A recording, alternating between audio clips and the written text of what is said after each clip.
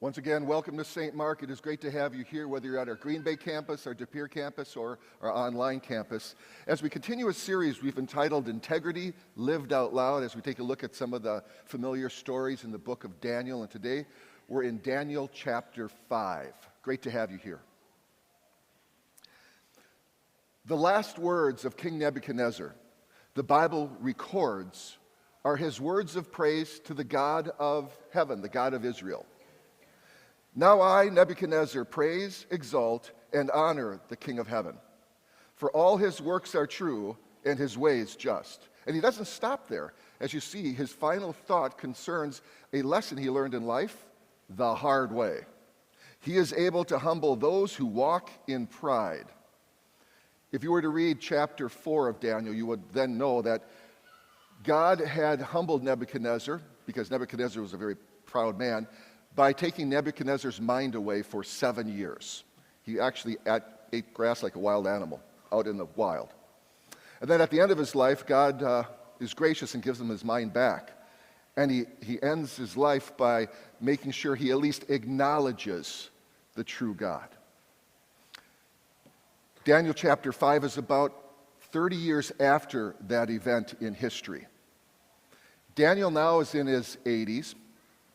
And there's a new king, history tells us, in Babylon. His name is Belshazzar. And we find this new king, Belshazzar, in his mighty fortress in the capital city, which is also called Babylon. And he's just kind of living large, hanging out on his leather couch with his goblet holder there. No invader had been able to breach the walls of that fortress for more than 1,000 years. Actually, the city of Babylon was thought to be impregnable. That would soon change. In the distance, there was Cyrus, the king of the Medes and Persians, and his army galloping southward toward the city of Babylon. When news reached Belshazzar's ears, he just went ahead and sent his army there to kind of cut him off at the pass, the Tigris River. A great battle ensued, and Babylon lost badly, leaving the path open for Cyrus and his army to go right to the city of Babylon. When that news reached Belshazzar, he's inside the city walls, and he really doesn't, not that worried. Kind of goes, oh, okay, we lost. Oh, all right. He thought to himself, Cyrus's arrows, Cyrus's spears are nothing compared to the great, huge stone walls we have and the impassable moat. And when Cyrus does arrive on the scene and starts to siege the city itself, he's not worried at all. He kind of shrugs his shoulders. Historians tell us at that time, Babylon had 20 years of food saved up and stored in their granaries inside the city. So Belshazzar knows that Cyrus and his men will run out of provisions long before the people of Babylon will starve to death. In fact, Belshazzar is so arrogant that with the enemies literally outside the gate, he wants to let the people know he's not worried about Cyrus and his mighty army, and so he says, what can I do? I know what I'll do. I'll have a kegger. I'll have a party. And that brings us to chapter 5. The party is well underway. King Belshazzar gave a great banquet for 1,000 of his nobles and drank wine with them. Belshazzar, no doubt buzzed on wine, has this sense of euphoria and this invincibility. In drunken bravado, he now decides to commit a blasphemy that no other kings had ever thought about ever doing before him. Verse 2. While Belshazzar was drinking the wine, he gave orders to bring in the gold and silver goblets that Nebuchadnezzar, his father, literally his grandfather, they use that word in a broad sense, had taken from the temple in Jerusalem, so that the kings and his nobles, his wives and his concubines might drink from them. As they drank the wine, they praised the gods of gold and silver, of bronze, iron, wood, and stone.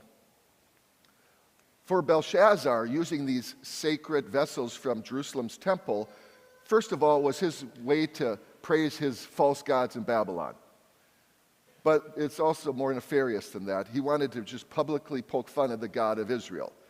The God of Israel claimed to be the only true God, and yet in his mind, he must not be a powerful God because my people conquered his people and carried them away into captivity, and we were able to ransack his temple, and I got proof. I'm holding the goblet right here. Belshazzar had conveniently forgotten about the history in Babylon that talked about the true God of the Israelites, how he had done mighty things and miracles to the point that caused his grandfather to at least acknowledge the existence of that God of Israel at the end of his life.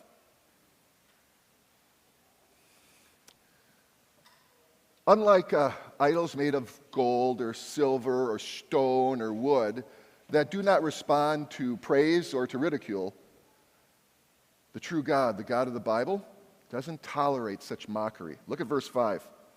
Suddenly, the fingers of a human hand appeared and wrote on the plaster of the wall, near the lampstand in the royal palace. The king watched the hand as it wrote. His face turned pale, and he was so frightened that his legs became weak and his knees were knocking. The writing on the wall appears next to the lampstand. That's important because that means everyone in the party could see clearly what was going on. And the moment, imagine this, you just have a hand and a finger writing in the plaster of the wall. As soon as Belshazzar sees that, he knows something's happening by means of a supernatural being. The raucous laughter, the obscene joking suddenly stop. Great terror fills the atmosphere. We're told that Belshazzar goes white, right? He goes pale. And he loses the ability to physically stand. Oh, the voice that was just before this talking up the gods of Babylon and talking down the God of Israel, he suddenly is in a panic. And he calls for the so-called wise men of Babylon to come and tell him what's happening and what does this mean. Whoever reads this writing, he says, and tells me what it means will be clothed in purple and have a gold chain around his neck. And he will be made the third highest ruler in the kingdom. But just as in the days of his grandfather Nebuchadnezzar, God confounds the wise men of Babylon, and they aren't able to help and read it or interpret it at all. Now, there is at this time maybe the kingdom queen. It's likely historians tell us that this is Nebuchadnezzar's wife who's still alive. And that means that she would have been Belshazzar's grandmother. And she's the only one that knows there's a guy in the kingdom still named Daniel. And you should call on Daniel. And then she says, here's why you need Daniel. Verse 11, there is a man in your kingdom who has the spirit of the holy gods in him. In the time of your father, he was found to have insight and intelligence and wisdom like that of the gods. Your father, King Nebuchadnezzar, appointed him chief of the magicians, enchanters, astrologers, and diviners. He did this because Daniel, whom the king called Belteshazzar, was found to have a keen mind and knowledge and understanding, and also the ability to interpret dreams, explain riddles, and solve difficult problems. Call for Daniel, and he will tell you what the writing means. How many years had it been since Daniel was called to the king's presence? He's well in his 80s at this point. But he enters once again the king's presence with that steadfastness that comes from faithfulness in God and God's faithfulness to you. Belshazzar just sees him as an old guy, old man, another one of the Jewish exiles, and he looks down his royal nose at Daniel and makes him the same offer. But Daniel can't be bought. Then Daniel answered the king, you may keep your gifts for yourself and give your rewards to someone else. Daniel had good reason to say that from the very beginning. He wanted Belshazzar from the very beginning to know that he was under no obligation to tell the king only what he really wanted to hear. And so he's going to go ahead and read the charge on the wall, whether the king thinks it's pleasant or unpleasant. Nevertheless, I will read the writing for the king and tell him what it means. After Daniel had given Belshazzar kind of a brief history lesson of what God had already done in the kingdom of Babylon before him, he then goes ahead and gives the meaning of the writing on the wall. And it's interesting, he does it in such a way here, he does it like a jury foreman would do it, reading a verdict in a jury trial. This is the inscription that is written, Mene, Mene, Tekel, Parsin. Here's what the words mean. Mene God has numbered the days of your reign and brought it to an end. Tekel. You have been weighed on the scales and found wanting. Perez. Your kingdom is divided and given to the Medes and Persians. What an accurate description Daniel gives us here of what sin looks like from you and me in the eyes of a holy God. See, sin isn't just when you and I do naughty things. It's not an error in judgment, maybe something we do wrong that we probably wouldn't have done wrong if we had just counted to 10. Sin is when the creature or the creation says to the Creator, listen up, I'm talking now, you be quiet. I'm going to do whatever I want. I'm going to live however I want. This doesn't apply to every area of my life. I'll be my own truth. And that attitude is a damning attitude. You're going to live forever apart from God. There are just too many churches today and too many people sitting in them who don't take sin seriously. God does. It cost him his son. God does take sin seriously. When Jesus was on this earth, he talked about hell more than heaven and said hell's a real place and a lot of people are going to spend forever there.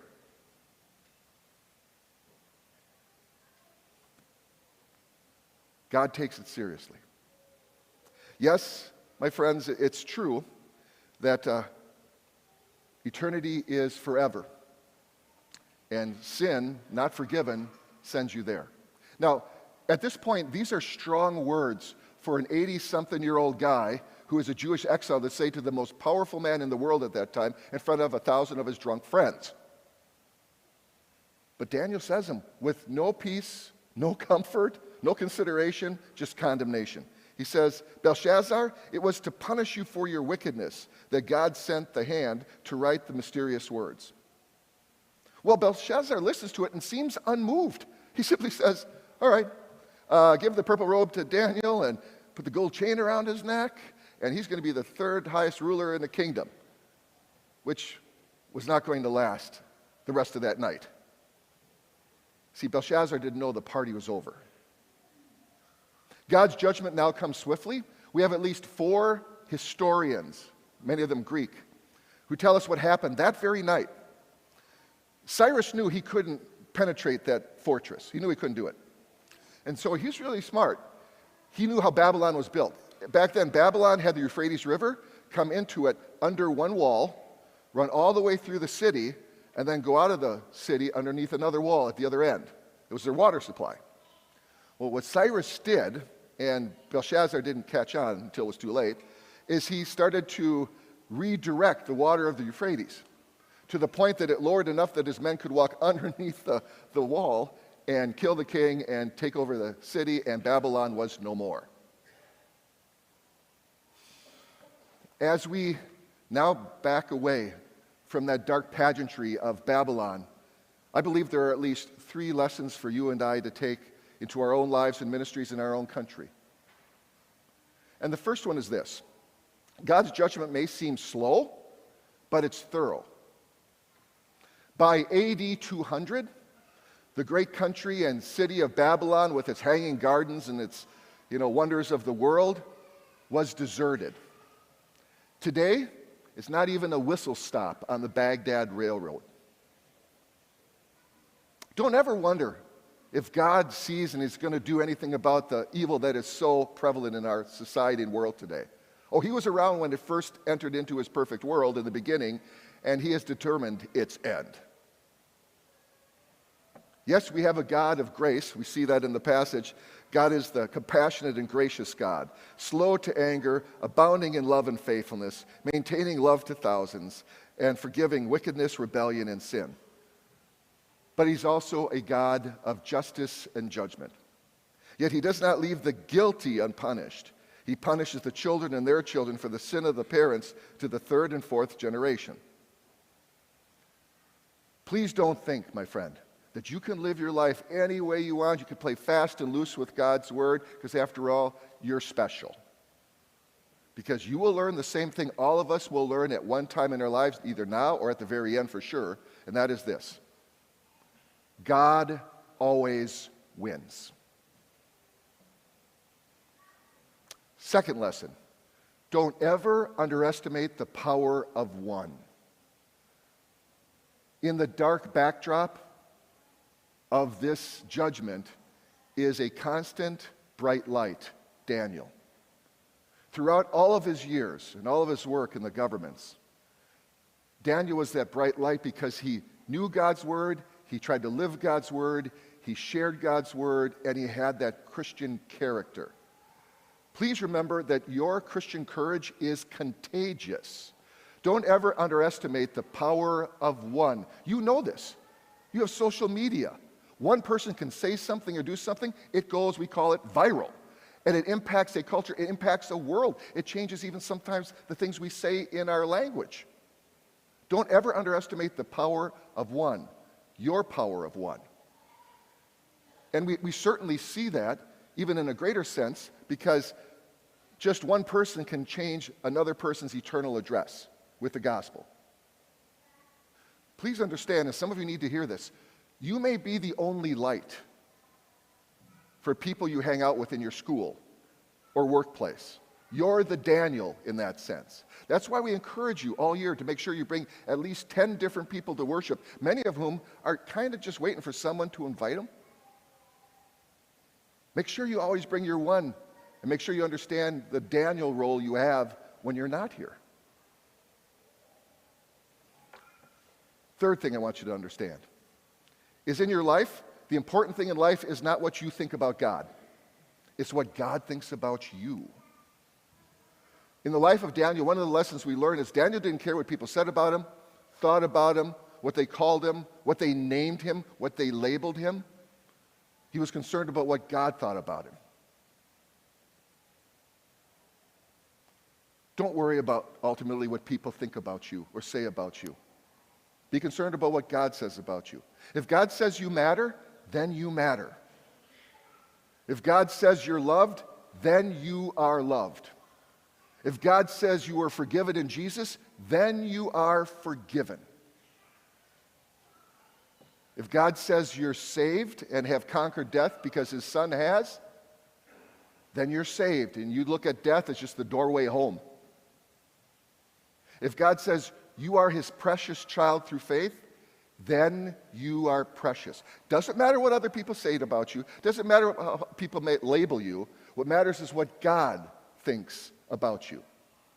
His view of you determines your eternity. And whether you're going to spend eternity in heaven's party.